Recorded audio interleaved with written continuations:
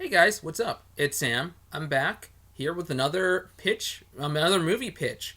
So, I previously uploaded Wonder Woman 1984. If you're new here, it's the last video. I think it did really well. A lot of you guys seem to like it.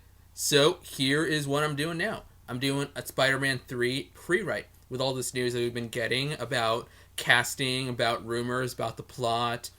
Tobey Maguire, Kirsten Dunst, Andrew Garfield, Emma Stone, Alfred Molina, Jamie Foxx, Charlie Cox, Benedict Cumberbatch, all of these actors coming back to reprise roles, some of them from other Spider-Man universes. I'm like, okay, so how about I throw my hat into the ring? Here's what I would like to see in a Spider-Man 3. So what's our main conceit in this movie? Our main conceit here is that Mysterio didn't die. Because obviously he didn't. Did you watch that movie? He clearly did not die. Those illusions are not down. He is not dead, Peter. So, Mysterio and his team, with William as his second command, again, they are using the 500 drones they have left to basically drive Peter insane. We're going to make this child paranoid. We are moving on to phase 2 of our plan. Phase 1 didn't work, we're moving on to phase 2. So we're picking up right after Peter was outed. What's happening? Well, he is now on the run. He was framed for terrorism in another he was framed for terrorism and mass murder in another country. So he has to get on the run. He quickly has to get Michelle and Ned and Betty and Flash and May, his friends, into protective custody. Happy still knows. Happy still has a few Stark facilities that he can use to hide them for right now. So yeah, that's what's happening. We're getting rid of the gang for a little bit here because it's just a movie about Peter on the run. So Peter's on the run, and there is this bounty on his head. This $50 million bounty. What is this bounty? Who is accepting this bounty? Well, there's a new team out there hunting Spider-Man. They've been brought together. They are called the Spider Slayers. Who are the Spider Slayers? So we have our leader, the Master Planner. He's coordinating all this. He's bringing all these guys together. We have our 2 hired grunts. We have Electro and the Rhino. We have our wild card, the Scorpion. And we have the guy who has actually dealt with Spider-Man before. We have the Vulture. That's right, Scorpion and Vulture, in the past 5 years, after the snap, they broke out of jail. In all the confusion, they broke out of jail. So anyway, Peter's on the run, and the Spider Slayers are hunting him. So what is Peter doing? He is looking for clues of where... he's looking for clues to prove that Mysterio is still alive. He has to find that out. But it's really a wild goose chase that Team Mysterio is putting him on. A wild goose Team Mysterio is putting him on to basically corral him into a orchestrated final battle. You see, the Master Planner is actually William, and Mysterio is coordinating this whole thing to get Spider-Man into place.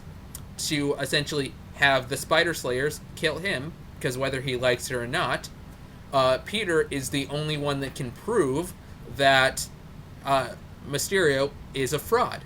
So he wants to orchestrate this big dramatic final battle where the Spider Slayers kill Spider-Man, and then he comes out of hiding, back from the dead. Mysterio is back, and he fights the rogue Spider Slayers. They're a public menace. They killed a teenager, and the crowd goes wild, and everyone loves him, and he is the hero of the world.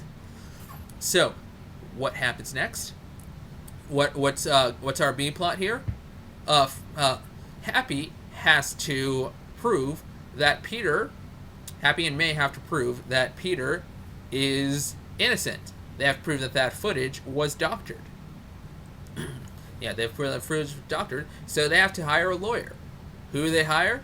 They have to hire Foggy Nelson. Why? Why not Matt? Because while Matt's a better lawyer, Foggy is a more reliable lawyer. and you need a reliable lawyer on this. Okay, why can't they just release the suit footage that Peter has? Because that would permanently out Peter's identity. Why can't they Why can't they doctor the footage themselves? They don't know what other footage Team Mysterio has up its sleeves. That Team Mysterio could release that bar footage that shows that Peter in the bar seeing Ex Mysterio fully unmasked. They don't want Peter's identity out there, so they have to prove it. Meanwhile, Peter is having his first encounter with the Spider Slayers, and he's like, What the hell, Adrian Toombs? I thought we were cool." And Adrian's like, Listen, kid, we were cool. But this team, they know where my daughter is. They know where my ex-wife is. If I don't fight you, they'll kill them." Peter's like, "Understandable. Still sucks, but understandable." So, Peter is being hunted by the Spider Slayers. Meanwhile, he's still looking for all these clues, and he reaches a dead end. That gets him to realize, oh no, this is Team Mysterio all over again. Team Mysterio is corralling me into a final confrontation. So Peter is like, I gotta beat them at their own game. I gotta take out the Spider Slayers one by one. He first gets the Vulture out of the way by essentially he puts a call to Nick Fury. He's like, "Hey man, I helped you save the world. I need a call in a favor. I need you to get Liz Allen and her mother to safety. That way there will be no more blackmail material on the Vulture." Then he takes out Scorpion and Electro and Rhino by basically doing what Spider-Man does best, using his taunts and his quips to diffuse attention and distract his opponents while he takes them out. But they're a bit too tough for him right now altogether. So who comes to his aid? The Vulture comes to his aid because he's still like, "You're a good kid and you just saved my wife and my daughter. Let's do this. Let's fight them." So they're able to fight the Spider Slayers.